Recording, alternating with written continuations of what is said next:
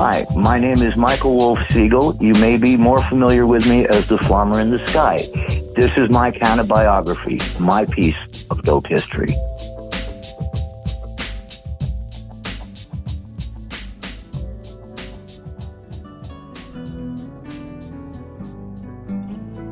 Wolf Segal is a name that many of the founders know, but the current generation of growers and enthusiasts may only know the name of his contributions because they use them as standard practice. Wolf was introduced to the world of cannabis, beatnik culture, and self-reliance at an early age. His childhood was less than traditional, and during this time he was introduced to the concepts revolving around human rights, geopolitical tensions, and drug culture. Oftentimes, he was left to his own devices, and as the naturally intelligent and creative person he is, he made the best of those times.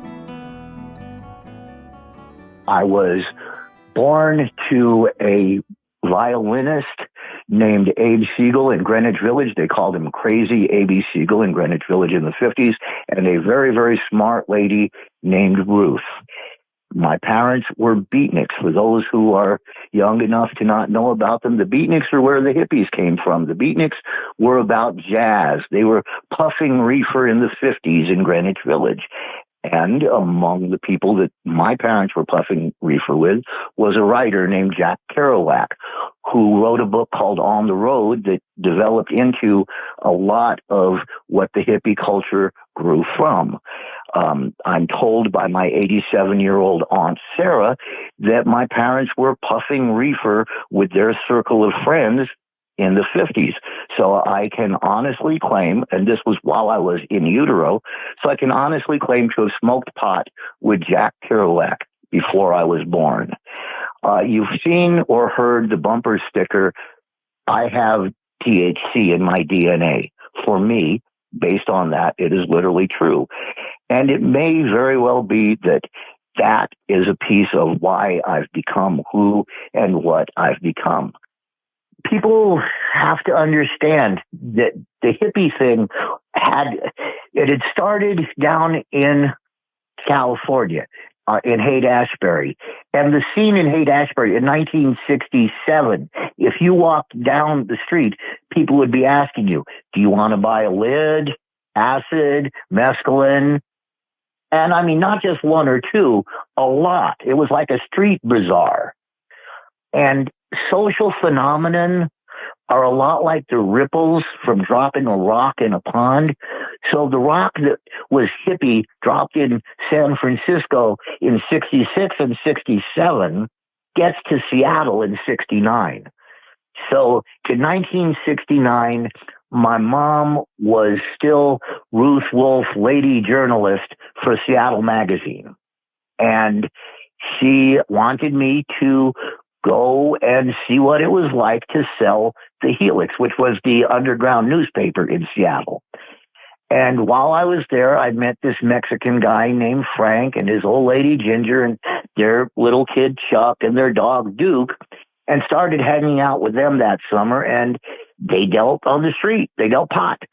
And the way it worked when you were dealing on the Ave, which was University Ave in those days, unless you were old enough and had bought your own, was there was 3 or 4 people who hung out over on campus on Hippie Hill at the University of Washington.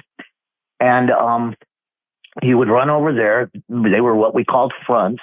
You would get fronted a lid, usually for $8 or $9, and you would go to whoever you'd found that wanted to buy one. You'd take a pinch, roll a joint for yourself, and take it to whoever was waiting to buy it and get $10, $11. So you'd pick up a couple bucks.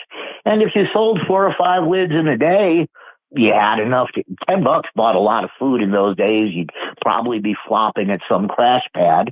And that was the lifestyle. So I did that summer, and then I went back to school up in Canada in the fall that I was 13. And while I was up in Canada, my mom turned hippie, dropped back out, went back to being bohemian, because she had tried being straight. That was the Ruth Wolf lady journalist thing. And she went out on the road. So a little bit before Christmas, I'm at school up in Canada, and I get a call to come and take a ferry down from Tsawwassen, British Columbia, or from Victoria, I forget which it was, down to Anacortes, and she'll meet me there.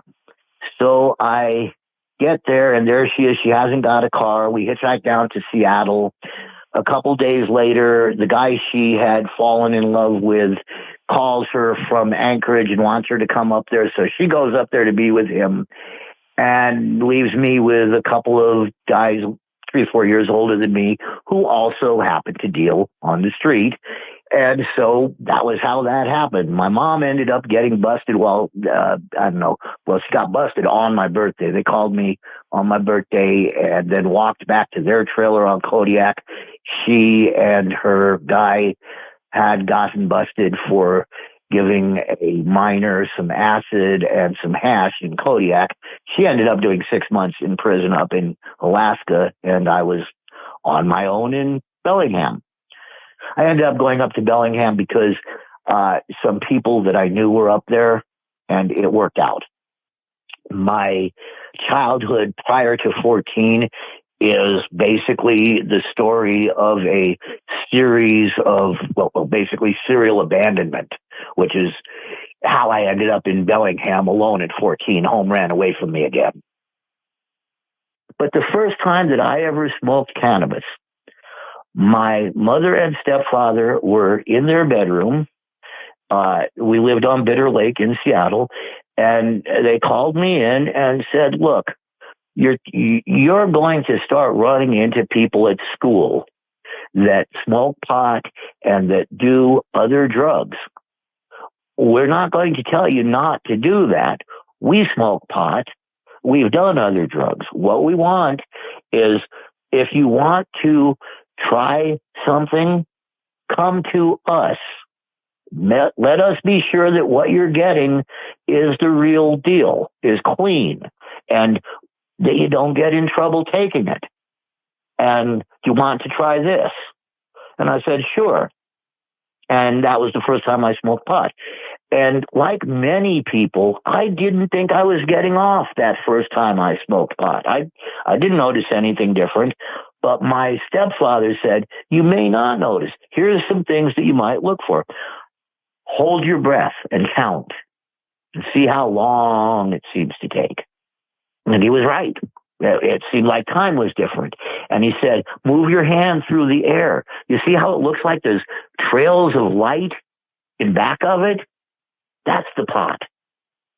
So that first time that I got high on pot, I had to be told what it was I was looking for. Really, from 12 to 13, I probably smoked pot half a dozen times, and it was always with my mom and stepdad, or my stepdad and his buddy Clement. And, it was fun. It was cool, but it wasn't as cool as fishing. I loved fishing more at that point. I was obsessed. But then I started getting into it more, and I was precocious, and I didn't really fit in with people my age. Most of the people I could relate to were someplace between 17 and 30.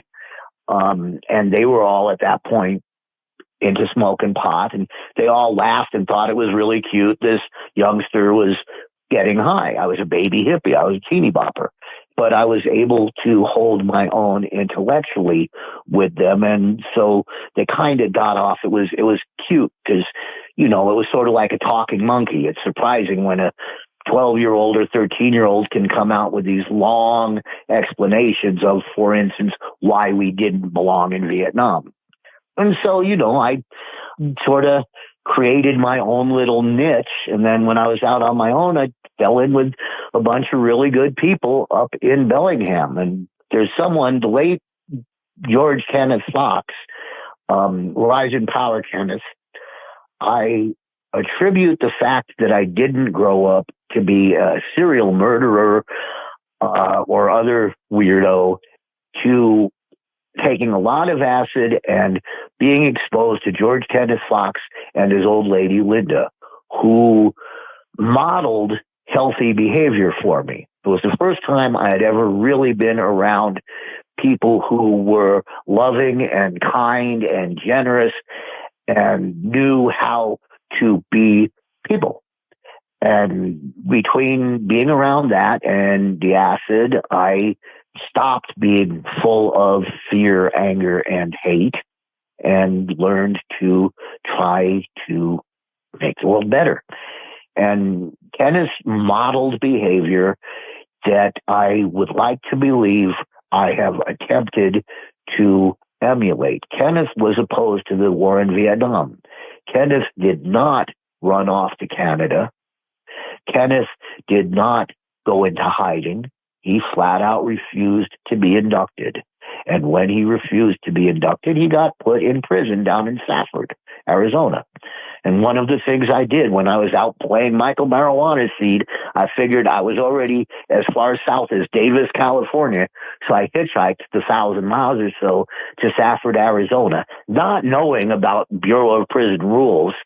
And they let me visit Kenneth, even though it wasn't a visiting day and even though I hadn't been through the Bureau of Prisons procedure. I think they were so blown away that someone would hitchhike across the desert to come visit someone that it took them out of the being hard-ass prison guard box. And plus it was a camp where things tend to be more relaxed than in a higher security joint.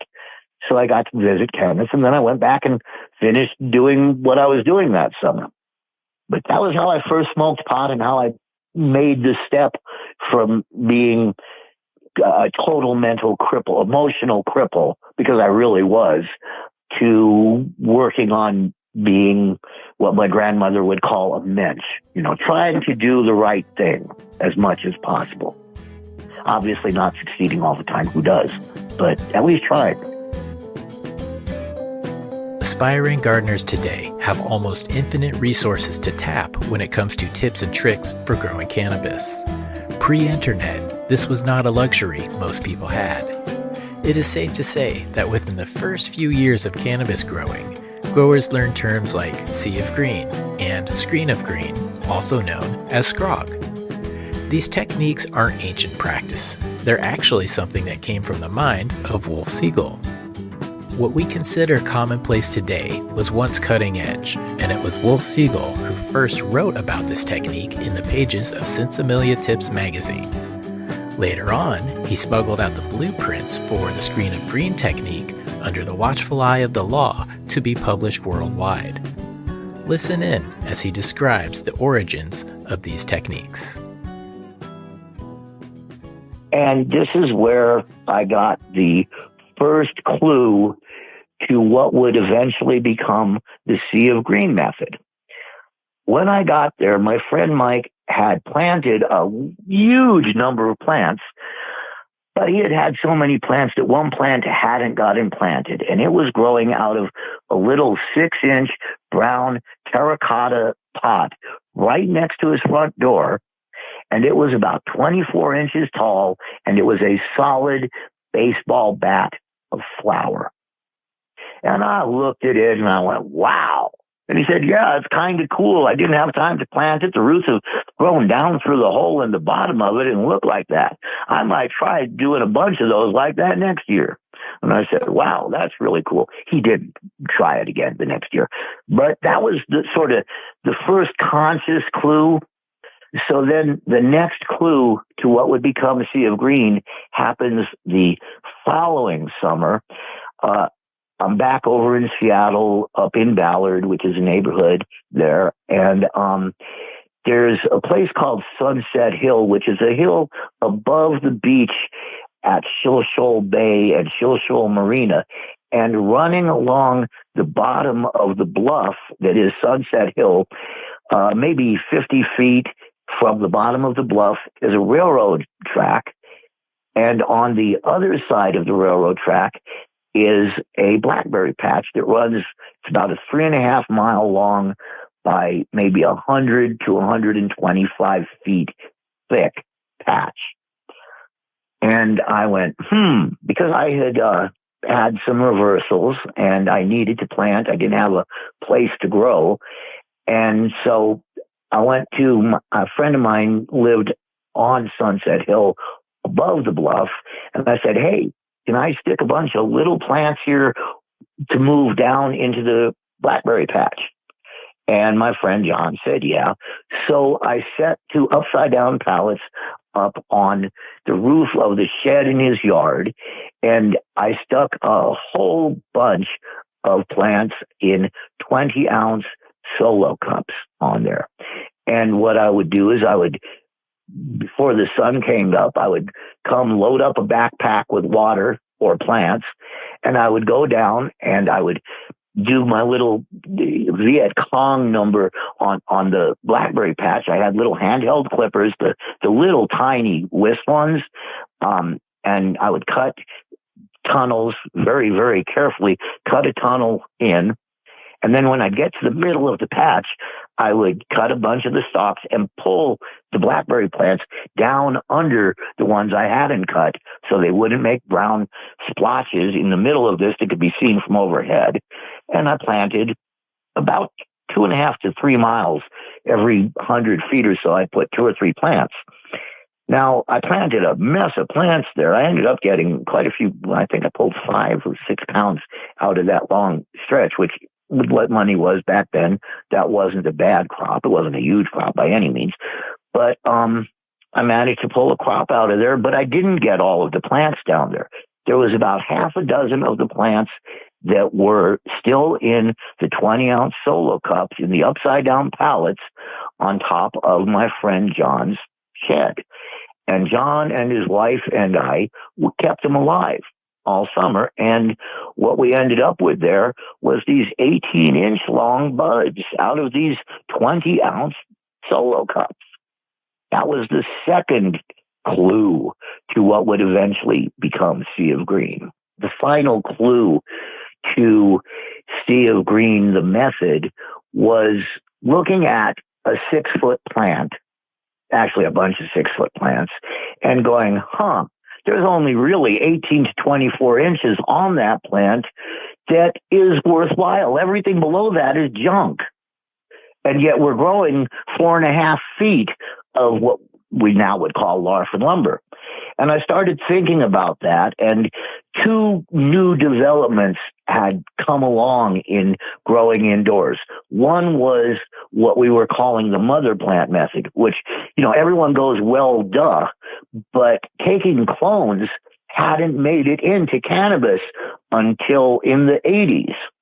And it was, wow, you don't have to grow seeds and figure out if you got male or female. You can have a female plant and take cuttings, and all your plants are going to be females, which really, it's a well duh now. Most great discoveries, most great changes are well does.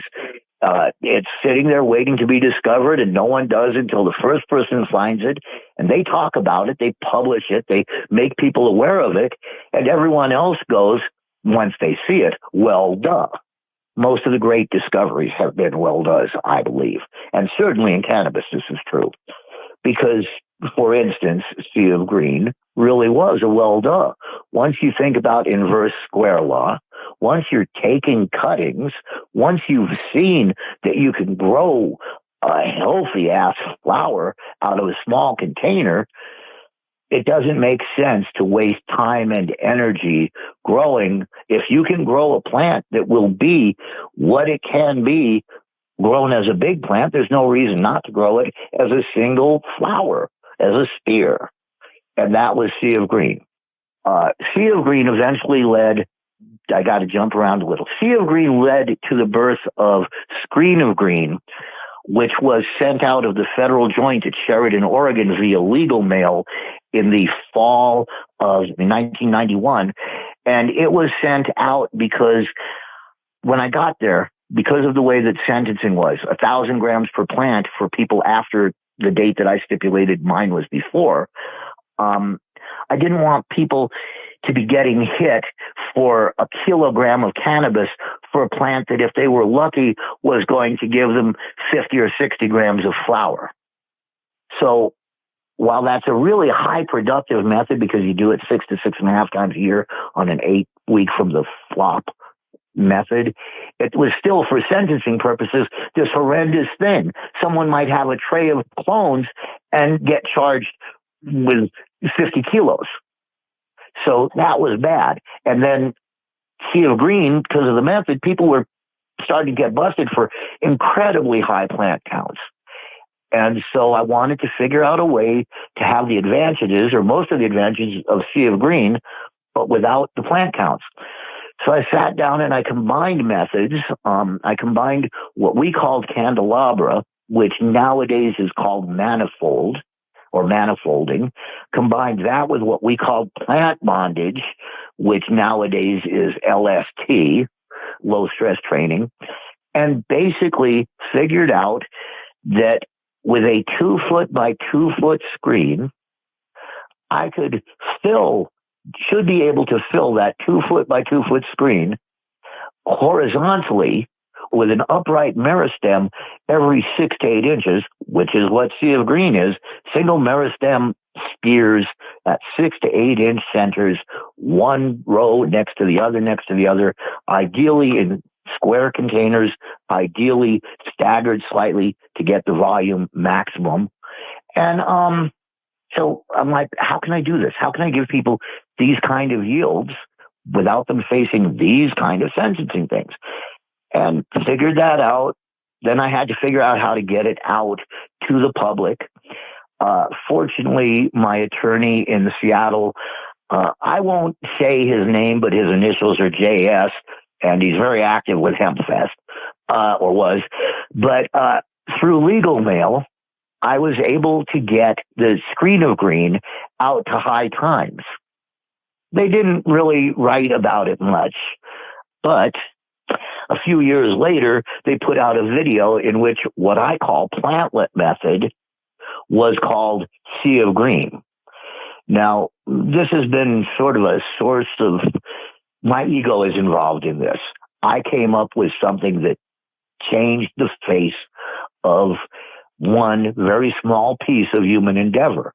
I don't have kids because I was in prison during the entire time I would have had kids. So to me, what you're doing right now is really, really important, because the only legacy I'm going to leave is the things that I brought to cannabis.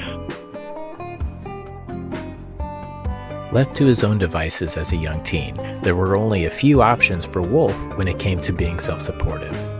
Wolf chose the path of dealing dope, which was the path that he saw played out before him in many of the people in his early life.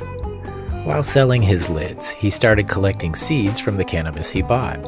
And after reading a few books about cannabis cultivation, Wolf was inspired to grow, and he set out on a summer-long adventure planting cannabis seeds up and down the West Coast. This adventure brought him to some interesting places and to the doorsteps of some pretty interesting people. Here's some history for people that don't know it. The term lid is what we used to call a bag of pot, but a lid got its name because when it was first being done, what it was your dealer would grab as big a handful of pot as they wanted and pile it on the lid of a 1 pound tobacco tin. However much they chose to pile on there was a lid. A really good lid would be 4 or 5 fingers. That was a healthy-ass lid when you consider how much seeds weigh. And there was a lot of seeds and stems. So I started dealing pot. I sold my first lid at 13 on the Ave in 1969. I was on my own at 14. At 14, I was one of the 2 or 3 biggest pot dealers in Bellingham, Washington, a very liberal college town in northwestern Washington. Over the course of about a year of dealing, I had managed to work my way up. At 14, when you're on your own, you pretty much have 3 choices. You can steal, you can deal, or you can sell your ass. I'm not a thief, and I wasn't going to sell my ass. In the summer of 1970, I read Bill Drake's book, The Cultivator's Handbook of Marijuana. And Bill Drake's book was my inspiration. There's about a page and a half passage where it describes the quantum leap in detail. And it talks about how knowledge, awareness, and consciousness also undergo the quantum leap, but it described what's involved. And it ends with something that says, if you're going to be involved with lighting and with plants, you need to understand how serious a thing it is. Now, later that afternoon, when I read that book, I went on what I refer to as a pharmaceutical vision quest. A lot of us did that in those days. And in my case, LSD was the substance that I used in my vision quests. While I was on my vision quest that day, that evening, I experienced the presence of my spirit guide, which is the green goddess Ganja, the avatar of Ganja. Whether or not this was real or purely hallucination, it seemed real enough to me that when I went back to where I was living on the south side of Portland, I told the people I was living with about what I had experienced, and I told them that I had seen cannabis, except I didn't call it that, I called it pot, growing under indoor suns. Now, I had at that point no conception of what plant lighting was, other than just, having glanced and going through reading it. He did mention that some people grew indoors under lights, but he didn't really go into it in any detail. I came back from that pharmaceutical vision quest absolutely bound and determined that I was going to grow pot. But it was already August, so it was too late in the year to start. I saved up seeds, and in those days, pot had a lot of seeds, stems, and leaves in it because we hadn't really gotten to where Sinsemilla was widely known, although it is mentioned in the Cultivator's Handbook of Marijuana that you want to pull the males out. For me, that's why I give more power and more credibility to Drake's book than to Mary Jane Superweed's book. Because even though Mary Jane Superweed's book had the first light recipe for growing cannabis that I know of, it didn't have the part about removing the males, which is really what made growing cannabis domestically worthwhile. Without that, we don't really have a product that's worthwhile. So I saved seeds, and I saved seeds from August until late April. Mid-May. And then I went out on the road playing Michael Marijuana Seed. And by this, I mean that I took a bus from Bellingham down to Portland, Oregon, because you couldn't hitchhike at that point in Washington. In Oregon, you could hitchhike if you didn't hang out your thumb. You could have a sign that said where you were going. You could stand by the side of the freeway. So I got down to Portland and got over on the freeway. And right a little south of Eugene is Roseburg. And if you get off at Eugene and go over through Springfield, you can end up at a place called Pleasant Hill. On that first trip, I did that because I wanted to go over and see Keezy. And I figured if I showed up at the door and said, "Hey, can I crash here tonight? I've always wanted to meet you." Things were much more relaxed in those days that, maybe I'd get to do it. As it happened, Keezy wasn't there, but other people were. And so I spent the night, and it was fun, but then I took off, and that was, that next day is really when the plan came together. Because what I did was I hadn't really known where or how I wanted to plant. I looked at a map. I knew that California and Southern Oregon, my gut was saying plant there. So I did. But what happened was every place I would hitchhike, and every place that my gut said here, I would have whoever I'd caught a ride with let me out, and I'd walk back up till I couldn't hear the road, and I'd plant there. All told, I probably planted between 200 and 300 places between Eugene and the coast, down to a little south of San Francisco, down into Santa Cruz area, and up there, up a little north, headed up 101, went across 196 and 296.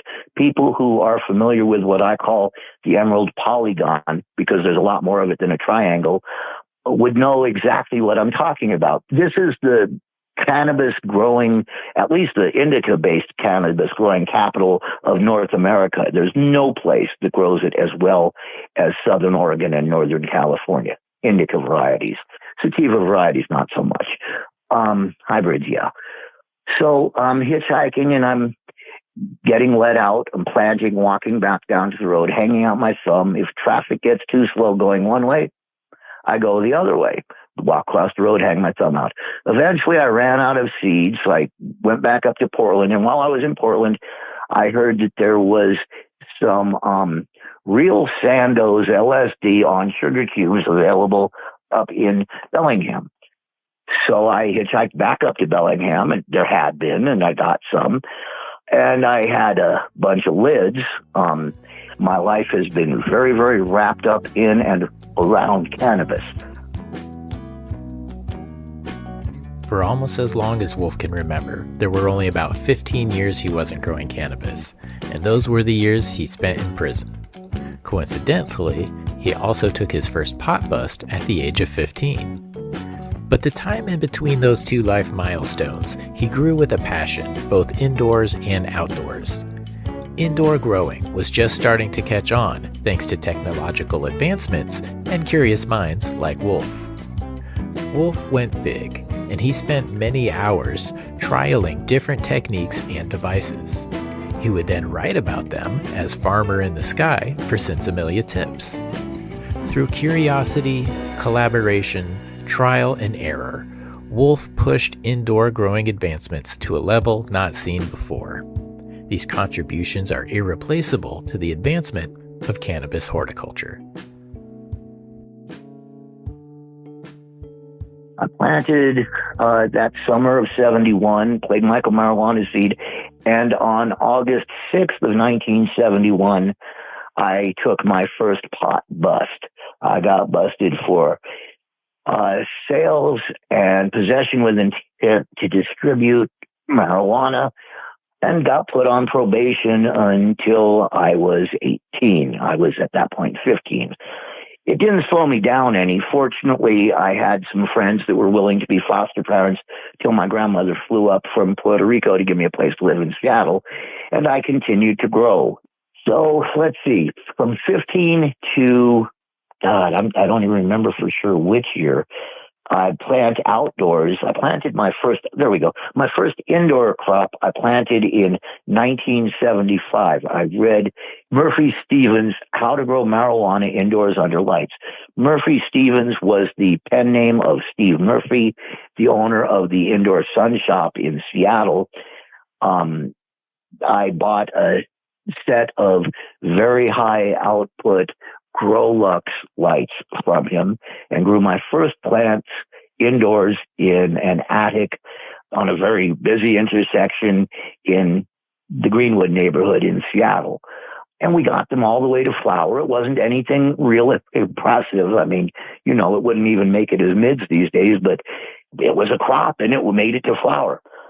Now, I continued to grow outdoors as well. And in those days, most of us that had been growing for a while felt like outdoor cannabis would get you off. And there was a difference between getting off and getting stoned. Getting off was what we now call a cerebral mental high. And getting stoned was the heavy physical couch lock ass anchor that gets attributed to being an indica trait. I don't like that taxonomy. People who see me write know that what I favor is a regional taxonomy that goes region, physical type, wide leaf, narrow leaf, medium leaf, drug type or not drug type, and then a number classification, whether it's a high THC, high CBD, equal THC to CBD, high other cannabinoid, or non-high cannabinoid, any. High being defined for this purpose as anything over 0.3%. In 1977, Steve Murphy brings out another book. It's called How to Grow the Finest Marijuana Indoors Under Lights, and it's about growing under high-intensity discharge lighting, halides, sodiums, mercury vapors. Mercury vapors don't get used anymore except for UV. It turns out they've put out a crazy amount of UV, so they can be used in large operations to supplement. If someone is supplementing UV, they should use proper personal protection equipment, sleeves, sunblock, sunglasses, because there are dangers, like with any other industrial process. You have to be careful. But the results when you do use UV in the correct proportions are amazingly better than without, which ties in with something that I'll be talking about later. Anyways, so I planted my first indoor crop in 1979. In 1981, I'm growing in a airplane hangar out at Creston Airport, which is a little southeast of Seattle, when I get a call from the electric company saying, Mr. Segal, you use an incredibly large amount of electricity. We'd like to send someone out next week to help you figure out if there's any way you could be using less electricity. And I tell them, well, I'm not going to be around next week. Can we set it up for the week after? And of course, they agree because they're being reasonable. I'm being reasonable. And as soon as I get off the phone, I look around for how I'm going to deal with this. A friend of mine was growing up in northeastern Washington. Mike R. was growing out by Nispelum, and I called him up. Now, that's like 300 miles or so from where my airplane hangar, full of plants that are about 2 weeks into flower, are. And I call him up and say, Mike, I've got a hangar full of plants that I have to move because the electric company wants to come see why I use so much electricity. And he says, well, I've got a mess of plants out here, but come on and bring them. So I figure out that I can rent a 40-foot U-Haul and put wardrobe boxes. It takes 2 boxes to put each plant in. You put the plant in, you tape the first wardrobe box, then you flip the second wardrobe box over the top and drop it down and tape it, and now you've got an enclosed hidden plant. So I filled the back of it, and it reeked because these were a partial hash plant, Calgany hash plant that was really, really nice. It smelled really good. And I'm sitting there and smelling it, and I'm going, you know, if I get pulled over, I am so screwed. What can I do? And I already knew about the general rule of thumb, which is that if you can make cops laugh while you're interacting with them, if you can relax them, they tend to act more human. And so life gets a little easier. The handcuffs don't get tightened quite so tight. The hostility level drops because they don't think it's about to become a big fight. So I think about, what am I going to tell a cop if I get pulled over? And what I came up with was, officer, yeah, I know it really smells. What that is Himalayan mint. It looks like pot, it smells like pot, but it's not. Isn't it amazing how much like pot it looks and smells? Now, I knew that he wouldn't buy it if I got pulled over for that, but that at least I might get the laugh and the more relaxed cop.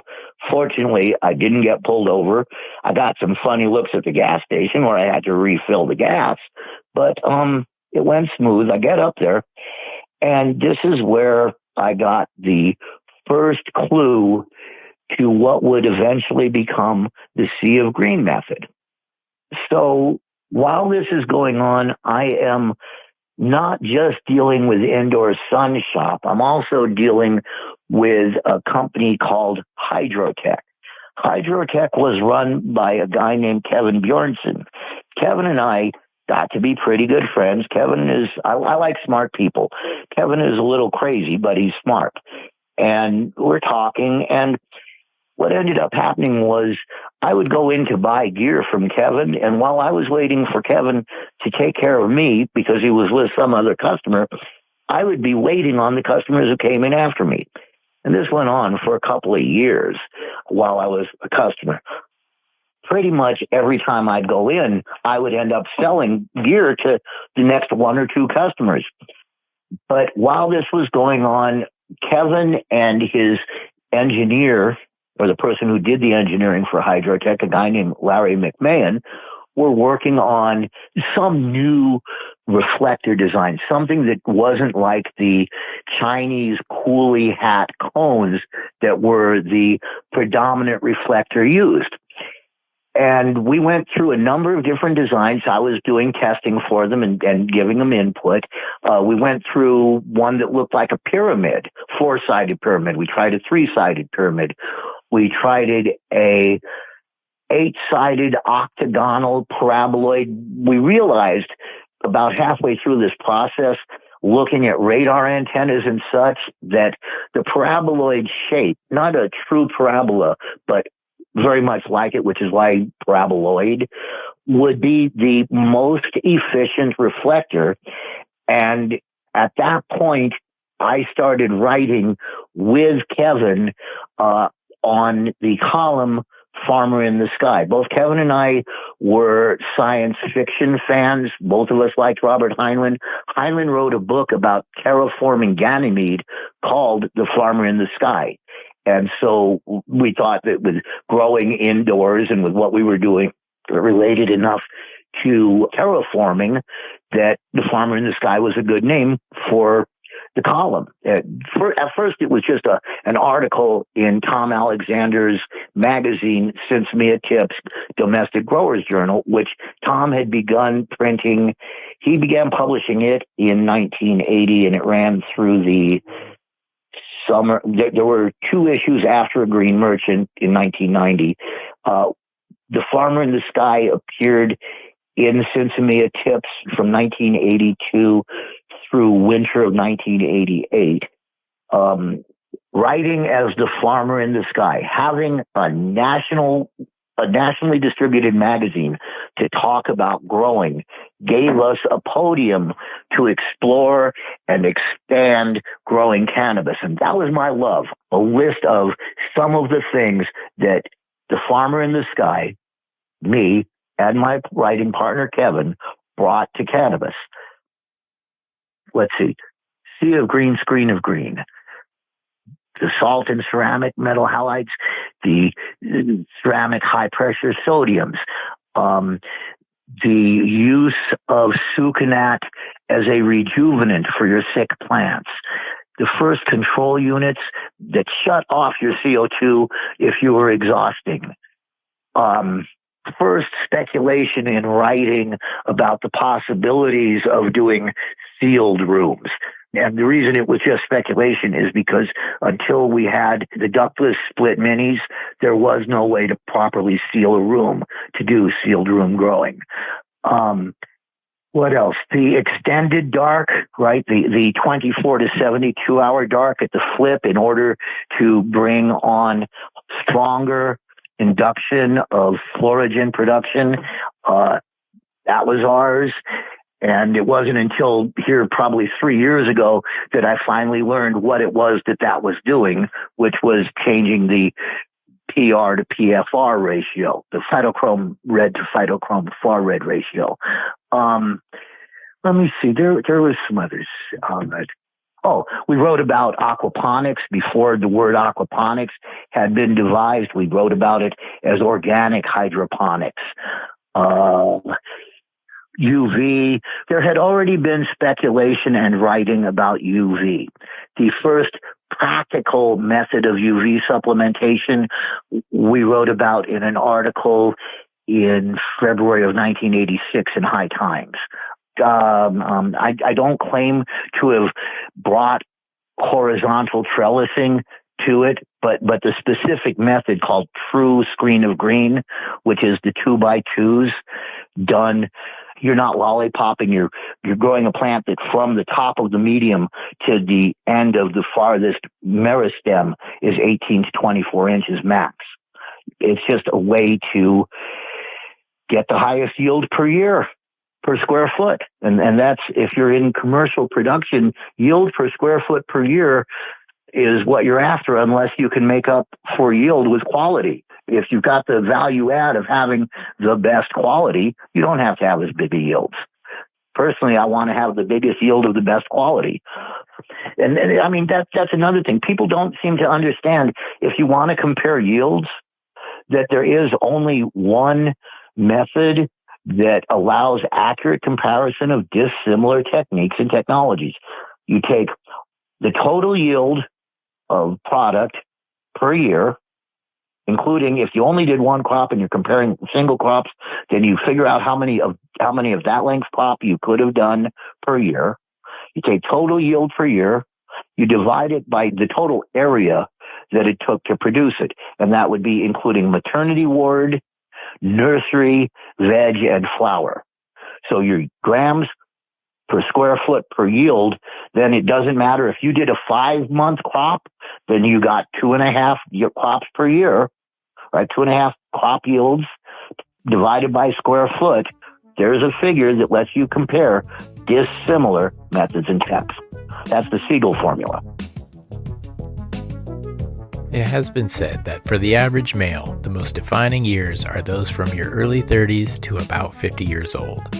These are the years where accomplishments accumulate and legacies are written.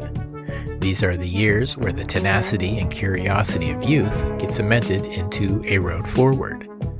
From the ages of 33 to 48, Wolf Segal was behind prison bars serving time for a cannabis conviction. While his peers went on to fame and public recognition during the rise of medicinal cannabis programs, one of the architects of indoor cannabis horticulture was kept in obscurity out of the limelight. Bringing in the first really big crops that I did was really fun. I mean, when they took me down in Green Merchant, they did charge me with 12,000 plus plants. The U.S. Attorney, Jonathan Hobb, the assistant U.S. Attorney that had my piece of Green Merchant, kept referring to what I was doing over and over and over again as a multi-state network of extremely sophisticated indoor grow operations. Now, I didn't think they were that sophisticated. Sure, we had CO2 and like that and had it well timed, but it wasn't all that sophisticated. It wasn't hydroponic. It wasn't aquaponic. But that was sufficient. And then there's actually a story connected to that too, which is that in those days when you pled guilty in federal court, if it was the result of a plea bargain and the judge had been present during the plea bargaining session, he was bound by the terms of that plea bargain. Now, this was only in federal court, and that's changed, so now they're not bound either. But we got them to agree, instead of charging me with the 12,000 plus I was originally charged with, they would go 3,999, and they would stipulate that the date of offense was prior to November 17, 1987, which meant that for sentencing purposes, each of the 3,999 plants I pled down to from the 12,000 plus I was originally indicted on would only count as 100 grams instead of 1,000 grams. So instead of it being 3,999 kilos that I was sentenced on, it was 3,999, give or take, times 100 grams, which is what they called each plant for sentencing purposes. Now, the reason that I took the guilty plea is because we had showed the judge pictures of me on the fishing dock in Kailua Kona, standing in front of a sign with what fish I had caught, the name of the boat I'd been on, the date, the name of the skipper, my name. We showed that I was on the dock in Kailua Kona, Hawaii, on the 23rd of December, 1987. The primary witness against me that tied me in with what they were tying me in with said that I had been conspiring with him at the Pink Flamingo Hotel at approximately 4 o'clock in the afternoon on December 23rd, 1987. So here we have a picture of me on the dock. We have phone records. We have my hotel records. We have a copy of the traffic citation from a fender bender I'd been in on the 22nd of December. The judge ruled that the witness was reliable. At that point, I knew I was going to have to take a guilty plea, that there was no way I was going to come out of this okay. So it was obvious to me. I had to plead guilty. And we got them to agree to less than 4,000 plants. That took it from me looking at a 20-year mandatory minimum to life. It took it down quite a ways. The 3,999 was right below where the next line was, which was 4,000. We got it to be 100 grams a plant, which, that makes it a tenth as bad as a kilo. And I ended up being locked down, except for 11 months. I was away from the 28th of October, 1989 until the 24th of February, 2005. During that time, cannabis underwent quite a bit of change. As a law clerk in federal prison library, a bunch of us did the prep work for a case called USV 405,800, I think it was $832, for 9 months in the Ninth Circuit. If your property had been through criminal forfeiture prior to your criminal proceedings, you were regarded as having been through a prior jeopardy for double jeopardy purposes. The Supremes reversed it, but that was a pretty major thing that we did, that inmates did, that prisoners did. Lawyers carried it the rest of the way, but we prepared it. This is when 3 generations from now, I hope someone is going to remember that, yeah, there was this guy who did a lot, and we're here because that happened then. Yeah, I mean, that's another piece. Hydrotech and I were the number 4 target in Green Merchant. The only things they wanted more was Sinsemilla Tips magazine, High Times magazine, and Neville. Patrick Schwartz, the agent who was in charge of the West Coast element of Green Merchant, told me that. And I mean, it's my politics. It's my, I was the 3rd non-attorney life member of National Normal. I gave him $10,000 in 1979. Before Green Merchant, I'd spent $250,000 on anti-prohibition measures. Wolf Segal, despite his time away from society because of cannabis, still passionately believes in the medicinal and general benefits the cannabis plant offers. As he did before the world paid attention, he continues to tinker and look for creative, new, and efficient methods of cultivation. While many know of his technical contributions to cannabis cultivation, hopefully more people out there will now know the name that goes with it. His focus is currently centered on regenerative methods of growing, reducing the carbon footprint, and keeping the culture of legacy cannabis alive. My life has been very, very wrapped up in and around cannabis. Pot for me is part of my politics. It's part of my making the world a better place. It's how I relate to people socially. It's the best social lubricant I know, which takes me to another thing, which is the late Dennis Perrone, again, rise in power, Dennis. The late Dennis Perrone said all cannabis is medical. And I don't know if I agree that all cannabis use is medical, but I think that about 90% of so-called adult use cannabis is people self-medicating for undiagnosed cases of subclinical social anxiety disorder, in support of which I point to how commonly it's used as a social lubricant, the icebreaker when you first meet people. It is the most effective social lubricant I know. And I think that that's one of its best qualities.